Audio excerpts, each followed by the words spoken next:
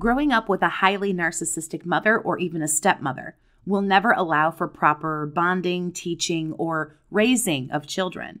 Maternal narcissists display those typical signs of narcissistic personality disorder, and in this video, I want to go over some of the signs that you might have a narcissistic mother or stepmother, maybe even a narcissistic mother-in-law.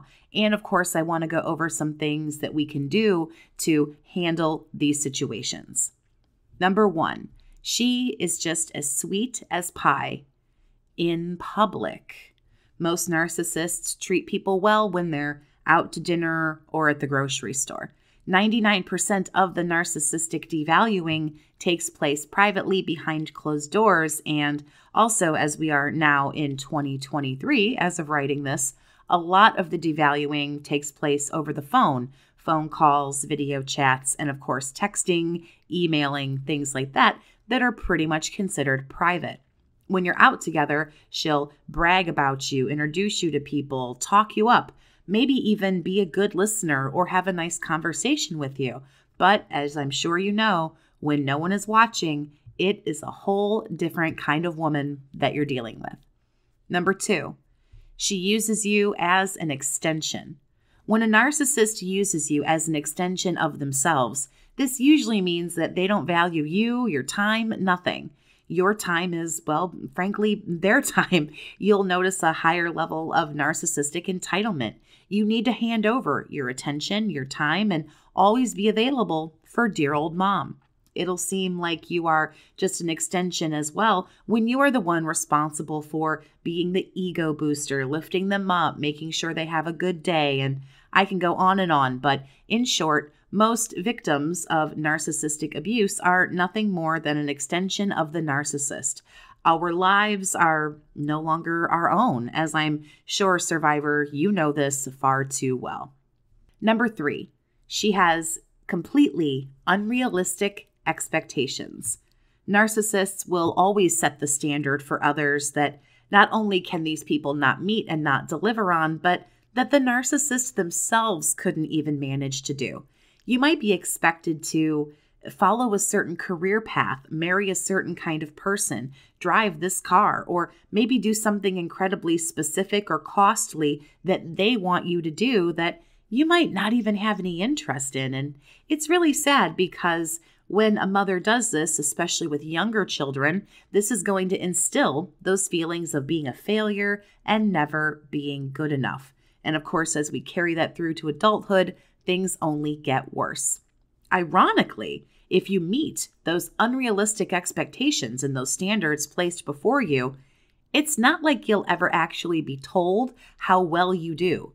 You're going to be told to continuously jump through those hoops of fire. And if you can actually swing it and do that, there's absolutely no reward. In fact, you'll probably either be punished because they're jealous of your ability, or you'll be told that regardless of the fact that you excelled, you still didn't do it good enough. Number 4, she doesn't respect any boundary or standard that you set. Narcissistic mothers, mother-in-law, stepmother, what have you, like all other narcissists, have absolutely no intention of respecting you, taking care of you, taking you seriously, or respecting your boundaries. In the true fashion of a narcissist, you're there to serve them. If maybe one of your boundaries is not to call after 9 p.m., you don't want a phone call after 9 p.m. Well, the hell with you. It might be 9:30, but I want to talk now. Maybe, please don't give my kids a certain type of food while you're watching them. Nope, I'll do as I please with my grandkids. Don't tell me that there's any kind of rules. Call before you come by. Why should I have to call? I'm your mother. I'm going to show up whenever I want to.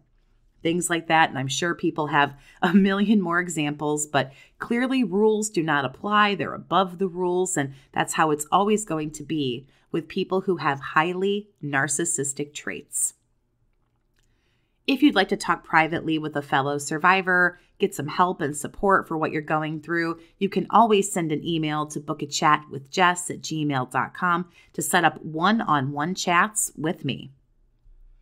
From the time that we're little, we're not going to get any approval from a narcissistic mother or stepmother, whatever your case may be. This will cause, obviously, self-esteem issues, obvious issues with boundaries, And this can cause daughters, in a lot of cases, as well as sons, to make poor choices as they begin dating.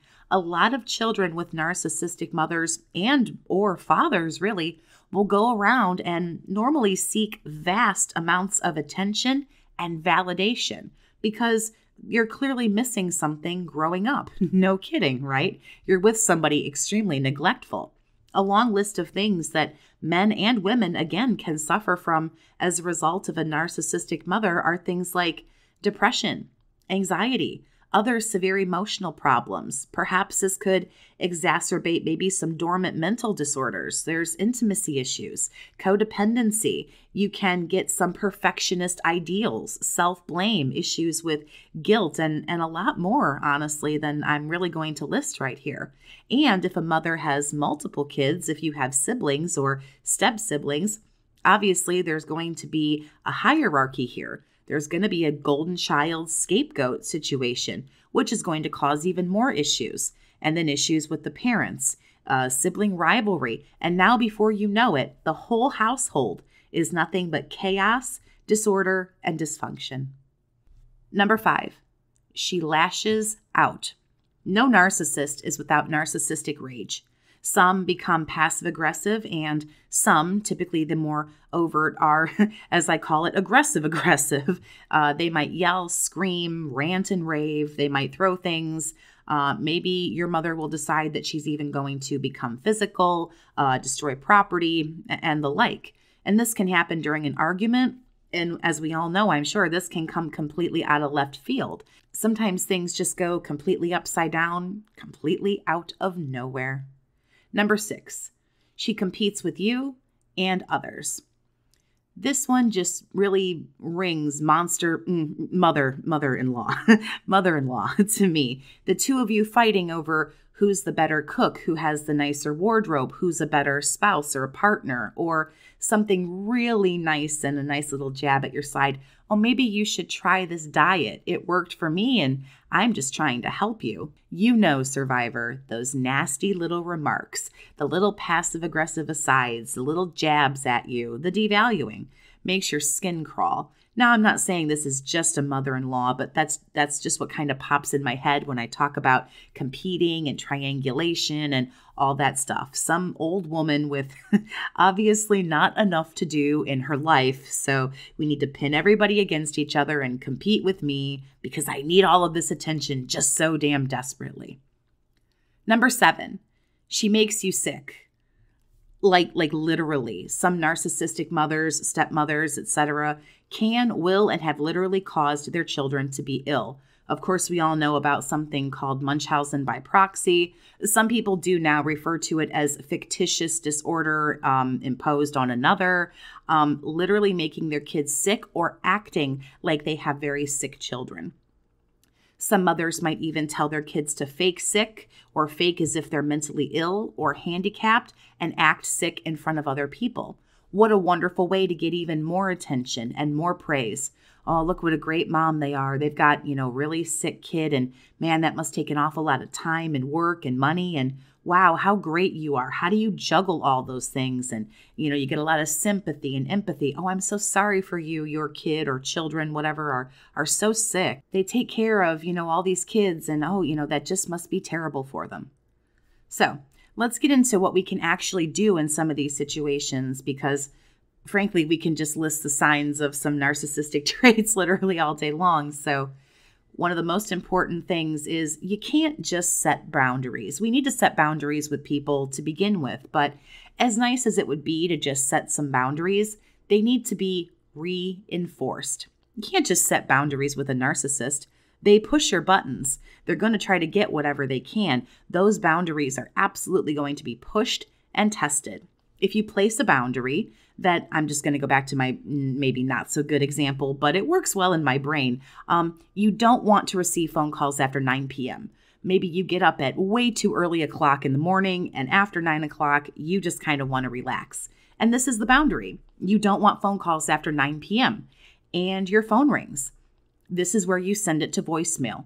You don't pick up the phone and say, I told you not to call me, because see, you answered the phone. You send it to voicemail. You let it go to voicemail. You're not speaking after 9 p.m. That is your boundary. And when you get a moment and it is convenient for you, this is when you reach out to them and reinforce the boundary. Hey, I saw you called at like 9:45 last night, but, like I said, I don't answer my phone, after 9 o'clock, but what's up? What's going on? What can I do for you? How are you? Do not ignore the call and then send a text. Don't do this. If it is not a good time for you, it is not a good time for you. You might have a very demanding, crazy job or kids or something, or maybe you just want to relax and you don't want to be on the phone. It doesn't matter. What matters is this is a boundary. This is a standard, and nobody else really needs any kind of explanation. That's what you want to do. That's what you're going to do. A normal, well-adjusted person will understand, oh, okay, cool. They don't want to talk after such and such a time. No sweat. Maybe I'll just send a quick text and they'll get back to me, or I'll talk to them tomorrow, whatever. You absolutely have to reinforce the boundaries and keep saying it over and over and continue the reinforcement. Well, as I said before, I don't ABCXYZ, but I can 1, 2, 3, 4, 5, 6, and so on. It's not just setting the boundary. Remember, you're dealing with people who essentially behave like children. You can't just tell the 5-year-old, no, don't touch that. No, don't do that.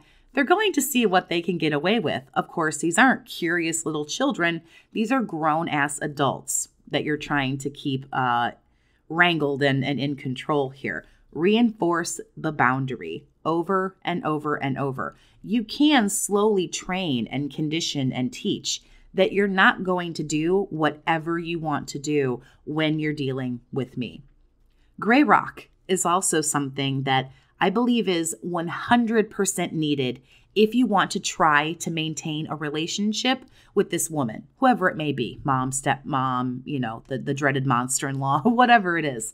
Personally, I go no contact with people because narcissists and highly toxic people, they don't listen. They're never going to listen. They'll begrudgingly do what you say. They don't value you, but it's my choice to go no contact, and that might not be for you. And that's totally okay because there are helpful tips for you to try. What I'm going to do, instead of listing them all right here, I'm going to leave my no contact / gray rock playlist down in my description for you. So you can go through all those videos and maybe find some tips and techniques that might work for you. And if you stick around until the end of the video, I will directly link some other great videos for you to just jump right into on how to begin thinking about how to gray rock a narcissist effectively and some things that you can do to slowly over time have that relationship, but still get as much respect as you can from somebody like this. I always have to push work with somebody who understands this kind of thing. Get into counseling or therapy, somebody who you can talk to openly, candidly, and privately about your experiences. Someone that you know you can trust, someone who might even be able to give you some tips and some ideas to help you. But if nothing else, sometimes a listening ear that you can vent to where you know it won't get back to these narcissists in question. Always seek out other survivors and, of course, if you want to, join support groups. Whatever it is that you're going through, narcissistic mother, father, kids, coworkers, lover, whomever you feel is a toxic narcissist and is hurting you, remember, you don't have to deal with this alone. There is a lot of help out there, survivor. We're here for you. We are here for you to help begin building one hell of an amazing support system. So if you do have tips for dealing with a narcissistic mom, stepmom, the dreaded mother-in-law, leave them in the comments for some other people to read. Maybe it'll help somebody out. If you have an awesome mom, like I'm fortunate enough to have, I love you, Mom. Appreciate her today in any way that you so choose.